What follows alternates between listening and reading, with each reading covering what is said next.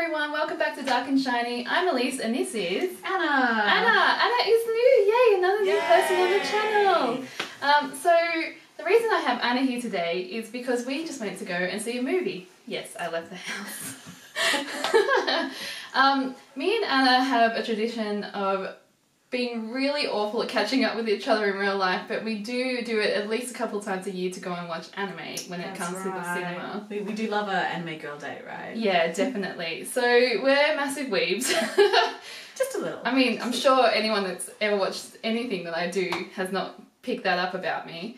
Yeah, so we've seen quite a few this year. What are some of the movies we've watched this year? There's been a lot of anime movies out this year. I feel like they suddenly feel emboldened to like bring out way more than they used to. So we'd be lucky to get maybe a Studio Ghibli movie, particularly maybe. Yeah, and in a limited release. But now they're bringing out a lot more movies, so that's really good. Yeah, because we have in Australia they have the Japanese International Film Festival once a year in October. And we used to go and watch that, and that's a mixture of live action and anime. But no, we're getting lots of random releases. So this year we have seen Not Together, Kimi no Na wa, of course. I did see that with Jen. Right? Everyone saw that. But we also went to watch A Silent Voice. Yeah, which was amazing and made me cry. Just a little bit. We're not worried about crying in front of each other, so that's fine. What other anime movies have you seen in theatre this year? I went to see Sword Art Online Ordinal Scale. Did you like it? I'm a bit of a Sword Art Online. I mean, I liked Sword Art Online when it first came out the first season, but I understand its flaws. Oh yeah, absolutely. Yeah. And the new movie Ordinal Scale, it's all the best bits, but it still has some of the problems. So do you think I should watch it? Asuna is in it, and she does get to play a pretty big role instead of just being like helpless princess. She does, yeah. It's like really really good, and then it falls back into the same traps like towards the end. I'm like, that's disappointing. Maybe I'll watch it. Maybe I'll watch it. Yeah, I think it's worth a watch if you like Sword Art Online. But anyway, if you haven't guessed by the title of this video, we went and saw Fireworks. Firework or Fireworks? It's Fireworks, I think. Yeah. It's actually got a longer title in Japanese. Something along the lines. Something, I'm sure. Something along the lines of fireworks, should we see them from below or the side? Or something like and that, it's about different perspectives. Yeah, I guess it is. And God, that is a theme in this movie about freaking, they talk about fireworks a lot. About whether they're round or flat. It's just, I'm not sure how old they're supposed to be, but like... Well, she said, okay, if you don't want to be spoiled about this movie, sorry, we're not going to talk about general things. We are going to go in depth with plot in the movie, so maybe don't watch this until you've seen it, just as a heads up. Skip to the end for a summary of what Yeah. She says, do I look like I could be a 16-year-old? So she's younger than 16. Yeah, so I assume maybe they're like 14 or 15. I was thinking 14, 15. But still at 14 or 15, you should kind of maybe know how fireworks work. I don't know. There's a lot of, are they round or flat? Yeah. But it was a key point in the movie. But anyway, the big thing about this movie is not just about teenagers and fireworks. It's about time travel. Sort of time travel? Maybe time travel? Or resetting time. So that's a pretty common theme in anime. It has been for a while. Like, there's Girl Who Leapt Through Time. I love that movie. Yes. And then obviously we had a whole range of animes come out recently. And not so recently, like Steins Gate, Erased. Orange, yeah, with all different mechanics. But this one, I don't know, it was pretty simple. It wasn't a very convoluted concept of well, it's not very well explained either. But I think that's the point. Yeah. So I think it's the theory of time travel where if you go back in time and change something, you actually create a splinter universe. That was the impression that I got. Yeah. Because there were small things about every time they went back where the protagonist, he didn't really remember at first, but it kind of started clicking to him and he'd remember previous iterations. But there were things that would change. Like the fireworks scene the fireworks acted differently each time.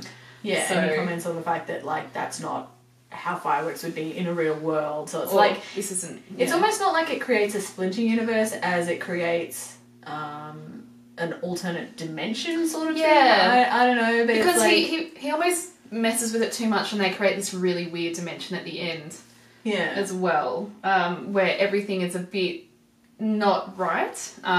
Very surreal. Yeah, and visually this movie was Oh, it was so good. Did you love it? Was like 90% amazing, actually, and then yeah. like 10% like really, really bad. Yeah, and not just Weird. the random bits of 3D, which universally 3D in anime isn't great. Though you'd hope for a movie by Studio Shaft would get its shit together with that. Either go all 2D, don't throw on 3D people on bikes that can't pedal properly, or 3D horses. Dolls.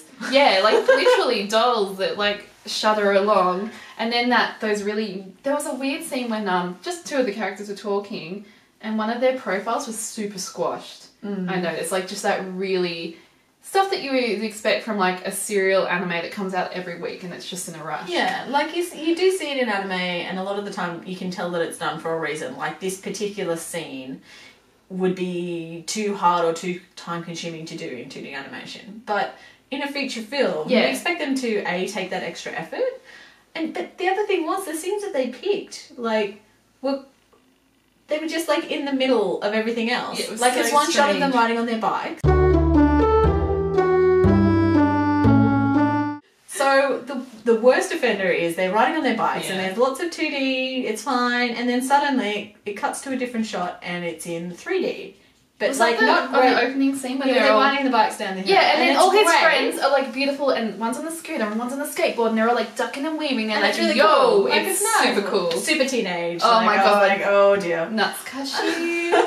Was Me and my like like little punk bike and scooter gang as a 14-year-old, I related was so like hard. Hardcore on the we're cool teenagers. Yeah. Yo. There were like a sideways hat Yeah, shot of being yeah. well overdone, but that looks really amazing. And then they cut to a shot of like 3D animated mannequins on their bikes, and I'm like, it was just really jarring. It the way was. there was other bits where it was used a little better, where it's used for like scenery shots and stuff And like some that. like random in a dream sequence with the horse-drawn carriage, like where they're crystal horses. See, it would I make kinda more get sense. that. It makes more sense in a scene like that if the whole thing is done like that, because it's a completely different like setting and scene. Yeah. like that could work. Yeah. Like it sets it apart from the reality, but yeah, just was in the middle. Some weird choices. Yeah, Yeah, but other than the weird 3D and a few like animation bits, it was like the design was beautiful. I would expect nothing less from Studio Shaft for all the backgrounds to be stunning, and like the color and the use of like it's very much done in the Studio Shaft style. For those who watched any of their like other Kimi no things. Nawa, so Your Name. It's definitely there was bits that felt like that to me. Yeah, but it's definitely done in the Studio Shaft art style. Yeah. They've got a couple of the interesting angle shots. Like Studio Shaft does a lot of really close up shots, Yeah. and lots of ones from over the shoulder where they do the Looking behind you. neck tilt over the shoulder. Like she did a full little moment when she came out of the water where her hair's like.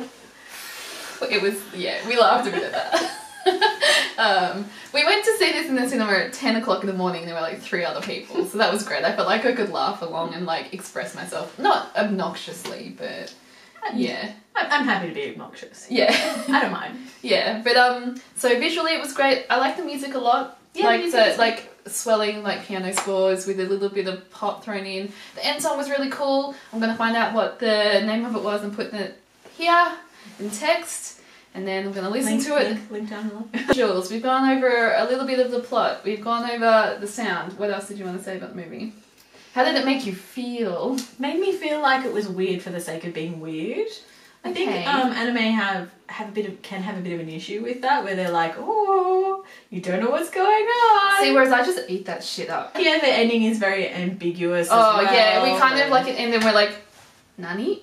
Like, what the heck? Okay, are we in a different universe? Does the character exist in this universe? Did he write himself out? They said his name, but he's not there. Is he literally just, like, taking a day off school? Like, I don't know. Because it's a whole, like, the universe that they created is kind of exploding into a million pieces, and we're seeing all the possibilities of what could have happened. And the two I characters... like that a lot. Yeah, that was beautiful. And the two characters like, I wonder when we'll see each other again, because they kind of know that it's all going to reset. What will be the situation when we next meet? That kiss underwater, man. I don't know. One thing that I really liked was that he was shorter than her. No, because when I was 14 or 15, I was taller than all my boyfriends. Because I definitely was not out of the closet at that I stage. have this theory that you can always tell who an anime is aimed at by the boy. So in this case, I would say this is definitely aimed at boys because she's more attractive than him. So if it's the other way around, it's like, because they want you to relate to the person. He's very cutesy though. Like, compared to his friend, lame. His friend, the other protagonist, is more cool. Yeah. But he's more cutesy, I guess. Yeah. Yeah. No, because it's like all the girls shoot up in puberty and the boys are like a year or two behind. Like, he had a few voice cracks as well. So I thought those little kind of visual cues without outright saying like, hi, my name's Noichi and I'm 14 years old and I'm in middle school, and like having to do all that exposition. It's just cues like that that go in your mind, oh, they're around this age and this is what they're going through right now. Yeah. Would you recommend people go and see it in the theatre if they have the chance to see it in a theatre? I'd probably go with no. There's probably better things to see, particularly coming up. If you're into anime, I don't know, visually it was nice enough that... if you're a fan of Studio Shaft, and you know who you are, I feel a little bit the same way about this as I do about Bakemonogatari. Okay. Like, maybe it appeals to some people, but maybe it's not quite right for me. I just see some protagonists, I was feeling more her than him.